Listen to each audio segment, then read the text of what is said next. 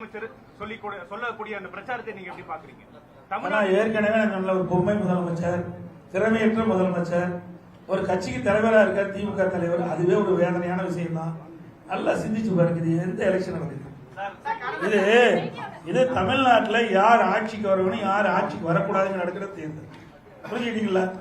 ரெண்டாவது, எங்களுடைய கூட்டணிக்கு தெளிவுபடுத்தியாச்சு. திருப்பி சொல்றேன், எங்களுடைய கூட்டணி அதிமுக தான் கூட்டணிக்கு தலைமை தாங்கும்.